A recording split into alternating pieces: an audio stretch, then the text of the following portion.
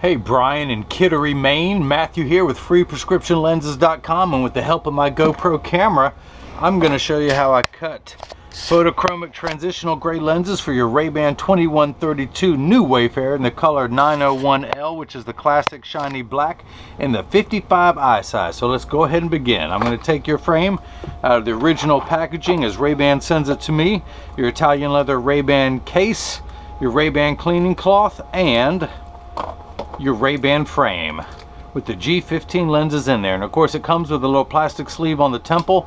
RayBan does that so the two temples don't rub together during shipping. Well, if they think it's a good idea to put one on there, I'm going to put a second one on there so we'll have twice the protection when I ship to you in Maine. Although 1 week from tonight, this is Monday, August 4th, 1 week from tonight I will be flying over your house heading to Portland, Maine. Then I'm driving up US 1 on the coastline to get to Acadia. So let me go ahead and take out your heavy original glass lenses that if you would drop these on the ground they would shatter.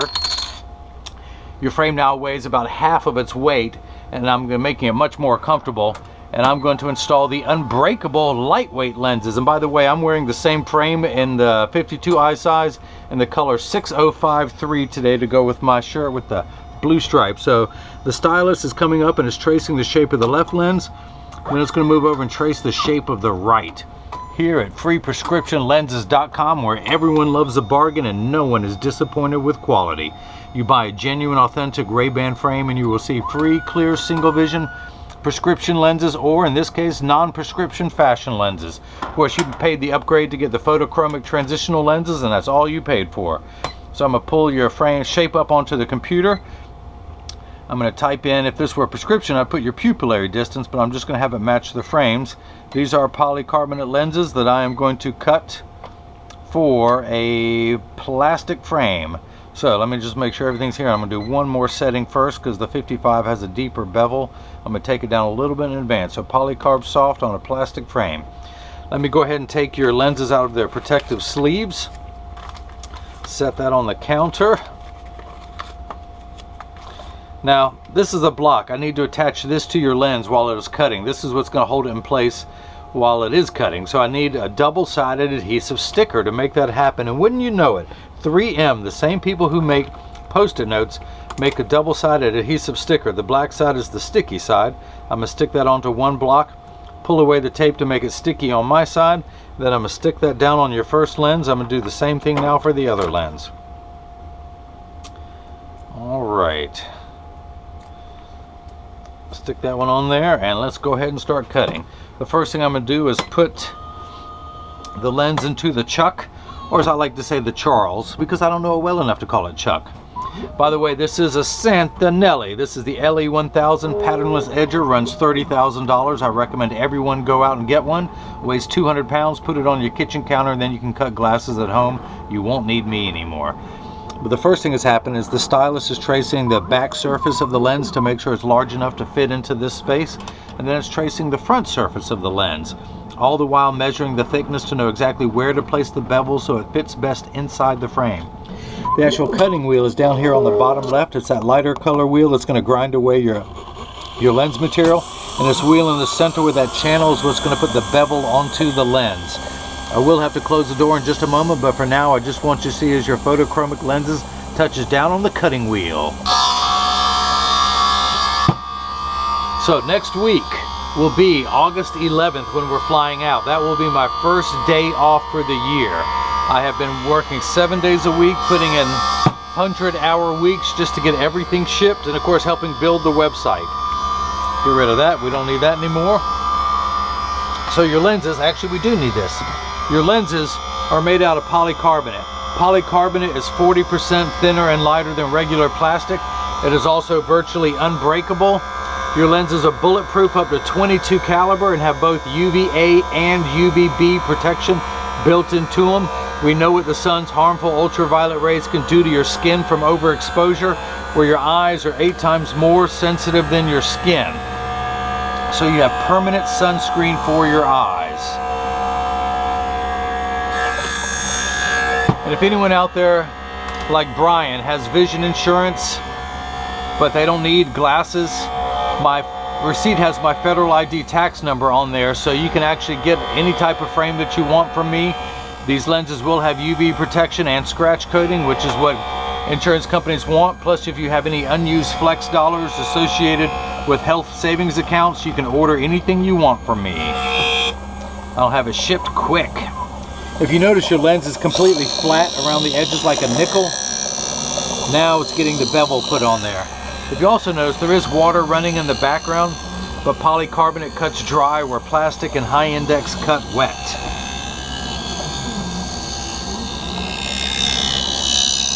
So in just a moment, there are 2 water jets, one in the front and one in the back, that will start spraying water on the lens just to wash away any optical debris. It always does that in the last 20 seconds of the cutting cycle. And there we go, right on cue. So 20 seconds from now, we'll be done with your right lens, and we'll take it out and we'll see if it fits into your frame.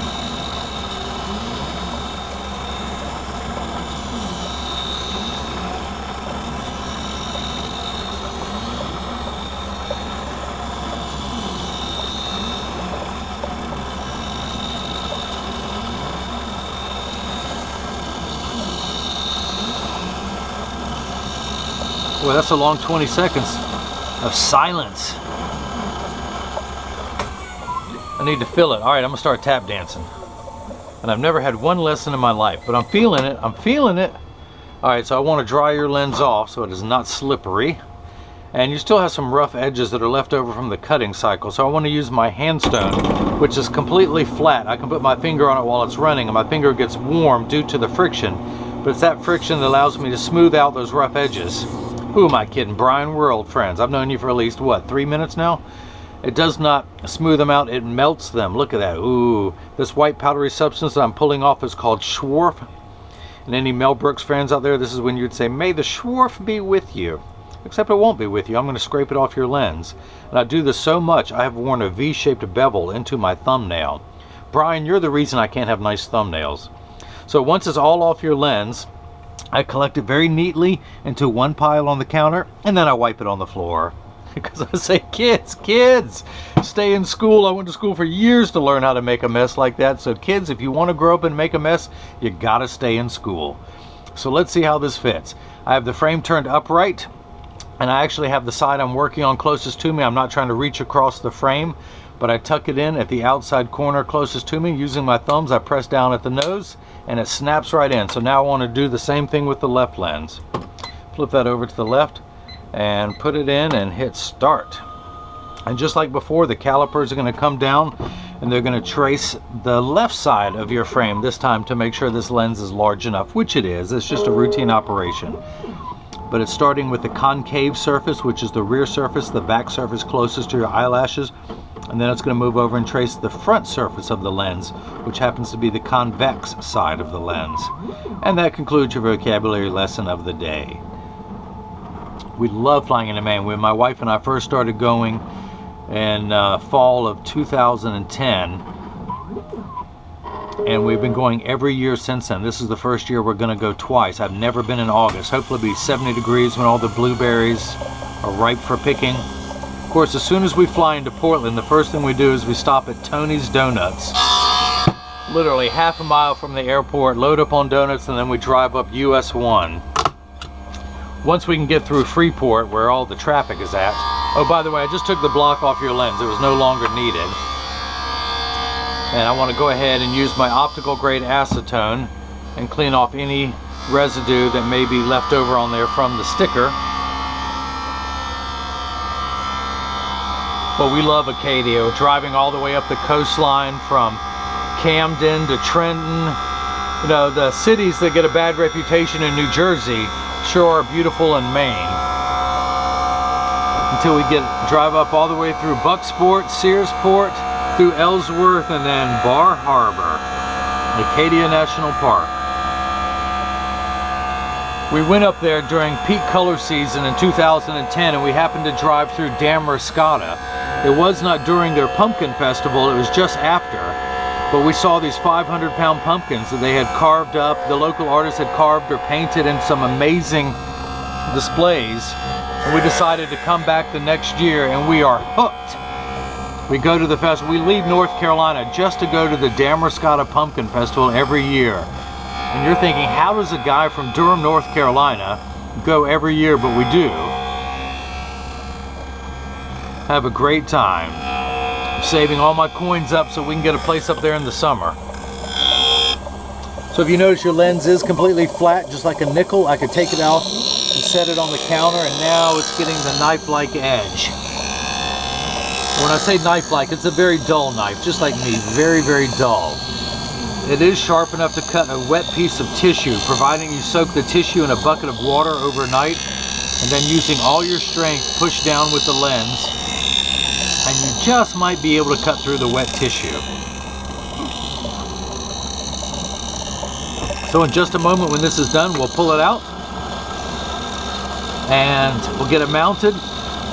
And then I'm gonna show you your lenses turning from light to dark, right before your very eyes.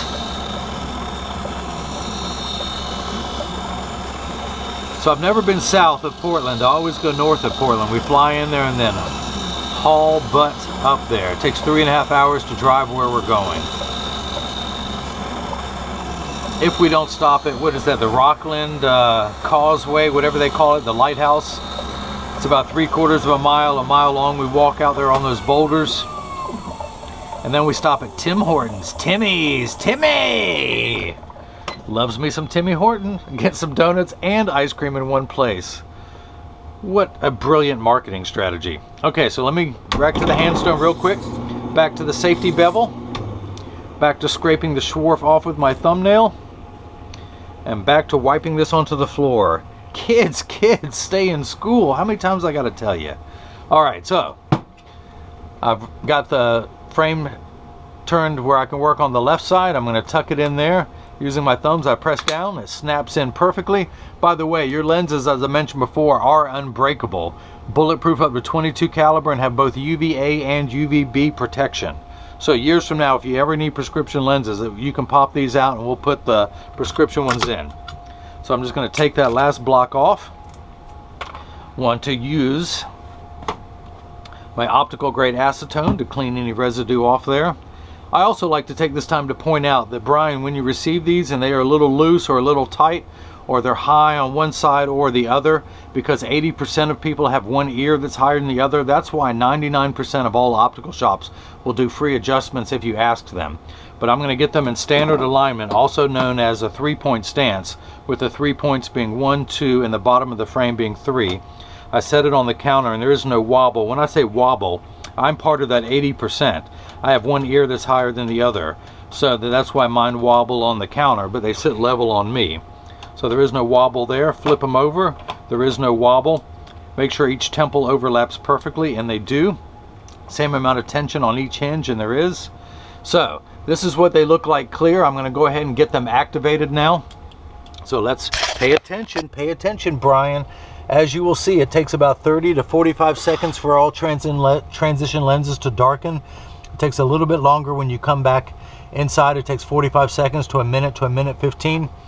Now, Brian, pay attention. This is the important part. All transition lenses will get dark on day 1. Give them 2 weeks. They're going to continue to darken every day for the first 2 weeks until they get to their final setting.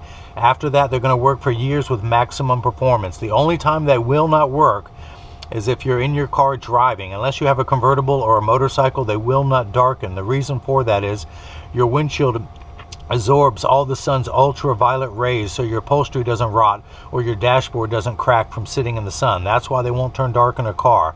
And they're also temperature sensitive. Once it's 90 degrees and above, they just don't get as dark as they do when it's 85 and below. But in Maine, you won't have that problem. Now, I like to remind everyone, when it's 100 degrees, you're miserable, your glasses are miserable. No one likes to work 100% when it's 100 degrees outside. So that's that. If anyone has any questions about what I can and can't do, just email me at freeprescriptionlenses@gmail.com. Brian, I hope you enjoyed watching as I made photochromic transitional grade lenses for your RayBan 2132 new Wayfarer. And everyone else has got the chance to see how I bring that love and feeling back to glasses. Thank you.